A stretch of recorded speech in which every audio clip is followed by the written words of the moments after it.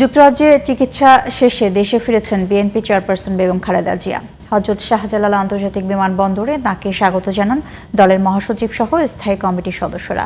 মির্জা ফখরুল ইসলাম আলমগীর বলেন, বেগম খালেদা জিয়ার দেশে ফেরা গণতন্ত্র উত্তরণের পথ সহজ করবে। বিএনপি চেয়ারপারসনের ব্যক্তিগত চিকিৎসক ডাক্তার AJM জাহিদ জানান, শারীরিকভাবে সুস্থ এবং মানসিকভাবে শক্ত আছেন বিএনপি চেয়ারপারসন।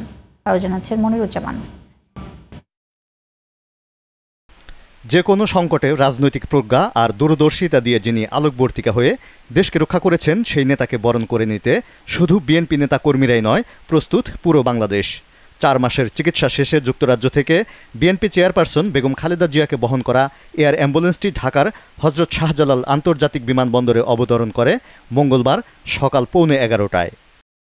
বিএনপি চেয়ারপারসনকে বরণ করে নিতে বিমানবন্দরে ছিলেন দলের মহাসচিব সহ স্থায়ী কমিটির সদস্যরা। সেখানে মির্জা ফখরুল ইসলাম আলমগীর সাংবাদিকদের বলেন, খালেদা জিয়ার ফিরে আসায় নতুন বাংলাদেশের যাত্রা আরও গতিশীল হবে। এই সময়ে তার উপস্থিতি আমাদের দেশের জন্য, জনগণের জন্য একটা অত্যন্ত উল্লেখযোগ্য দিক।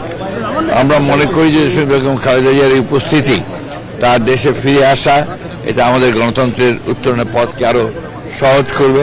বিমানবন্দরের ভিআইপি লাউঞ্জে বেগম খালেদা জিয়াকে অভ্যর্থনা জানান মির্জা ফখরুল ইসলাম আলমগীর সহ জ্যেষ্ঠ নেতারা। 11:15টায় বিমানবন্দর থেকে বেগম খালেদা জিয়ার গাড়িবহর রওনা করে গুলশানের বাসা ফিরোজার উদ্দেশ্যে। বিএনপি চেয়ারপারসনের সঙ্গে একই গাড়িতে ছিলেন 2 পুত্রবধূ ডাক্তার জুবাইদা রহমান ও সৈয়দা শামিলা রহমান। নেত্রীকে বরণ করতে সড়কের 2 পাশে এক হাতে জাতীয় পতাকা, আরেক হাতে দলীয় পতাকা নিয়ে বিএনপি চেয়ারপারসনকে অভ্যর্থনা জানান দলীয় নেতাকর্মীরা।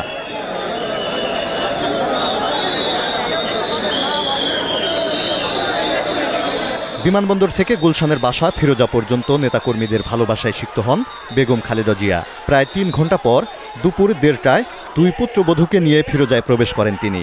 নেতাকর্মীরা স্লোগানে বরণ করে নেন খালেদা জিয়াকে।